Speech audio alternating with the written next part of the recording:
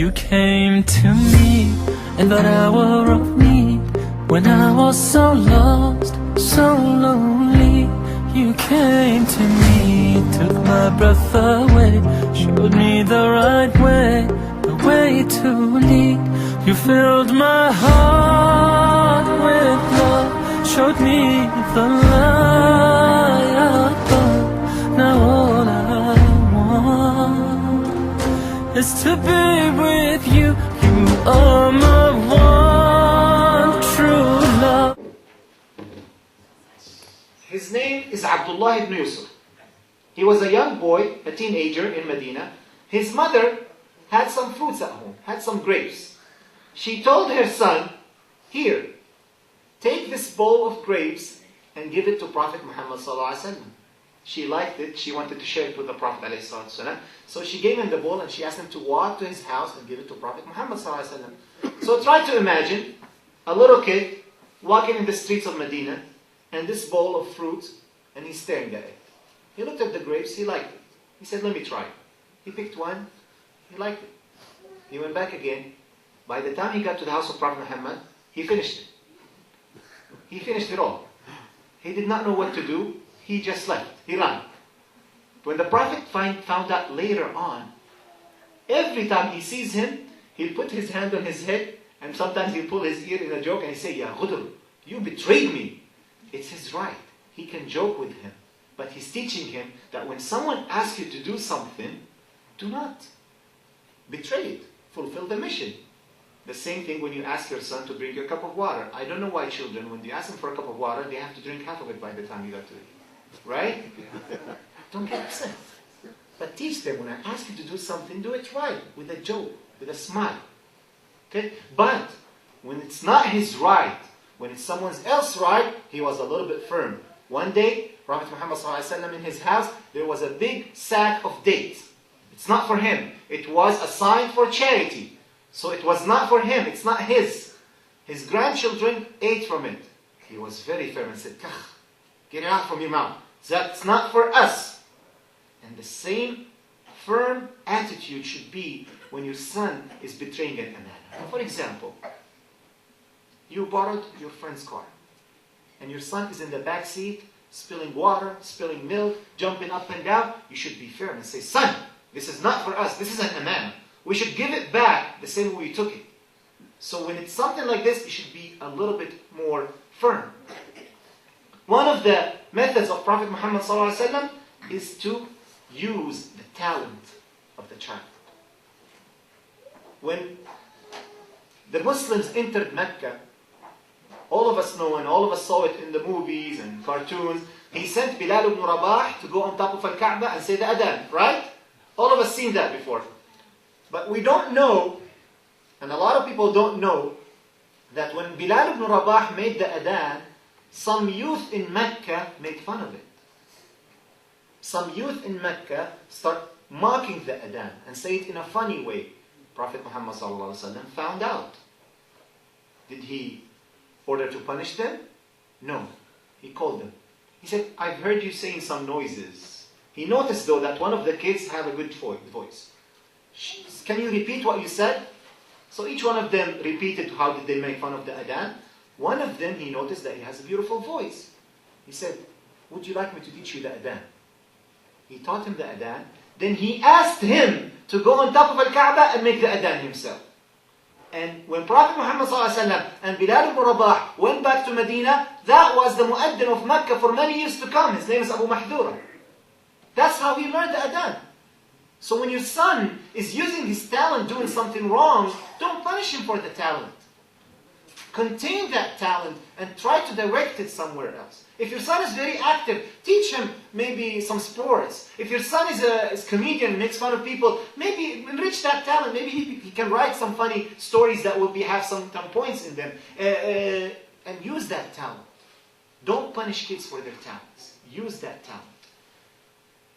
When your kids have a good intention but they do something wrong, that's another way of Prophet Muhammad ﷺ correcting the behavior. Once they were praying in the masjid, and Prophet Muhammad was the imam.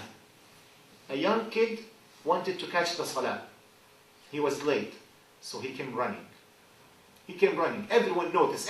He pushed everyone until he got so he can catch the salah. His intentions were to catch the salah, but the behavior was wrong. So Prophet Muhammad ﷺ, after the salah, did not yell at him, did not tell him that's wrong. Actually, he told him, may Allah reward you for your eagerness, but don't do this again. So he rewarded the intention, but he corrected the behavior. And the same thing for you. Sisters, when your son is trying to help you with the dishes and he breaks your favorite china set, don't go crazy. He's trying to do something good. Tell him, you know what, son? Thank you for trying to help me, but next time, carry one plate at a time. You don't have to carry 3 of them at a time. When your son's trying to do something, to surprise you with something nice, but he messed up and maybe scare you or something. Correct? Reward the intention and correct the behavior. That is one of the techniques of Prophet Muhammad sallallahu alayhi wa sallam. One of the techniques of Prophet Muhammad sallallahu alayhi wa sallam is the discussion. Especially when it's something that has some logic in it. One of the youth came to him and he said, allow me to commit adultery. Imagine, your son comes to you, allow me to smoke drugs.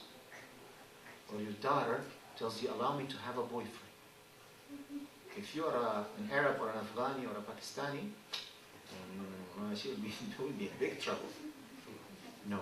Prophet Muhammad ﷺ asked him, do you accept that on your sister? He said, no.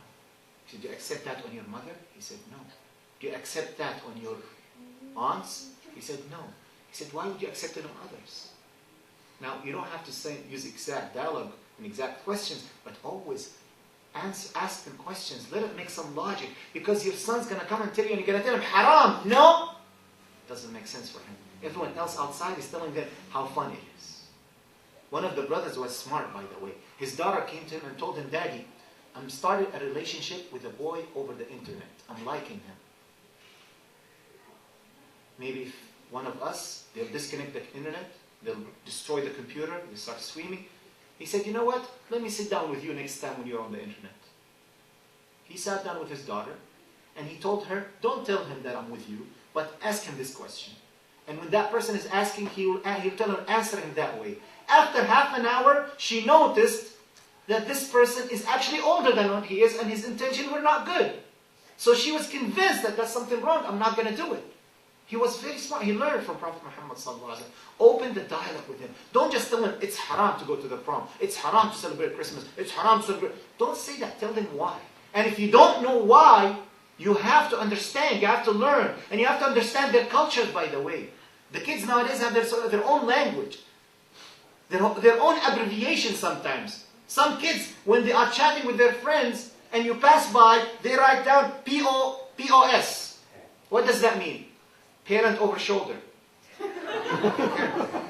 have to know that. You have to understand what is MySpace, what is Facebook, what is the fashion that they do. You have to understand and speak their language.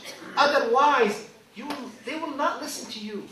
They are born in a different time and different culture, and you have to understand them. And one of the most important things is to care about the psychology of your child, especially when they become teenagers. Don't treat them like children when they are teenagers. Don't treat them like little kids when they are teenagers. They want to be respected. They are adults. By Islam rules, when they are 12 or 13, they are adults. They are responsible. Once they reach puberty, they are full man or full woman almost. So you have to treat them that way. Let them share the decisions. You know, when you want to buy a new car, get your son involved. Tell him, son, can you research for us which car is better, this one or that one? When you want to move to another house, discuss with your daughter, discuss with your children. Why are you going to make such a major decision without them knowing? Share the discussion with them.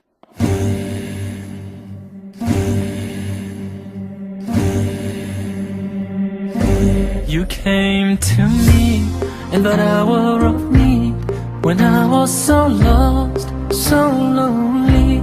You came to me, took my breath away, showed me the right way, the way to lead. You filled my heart with love, showed me the light above. Now all I want is to be with you. You are my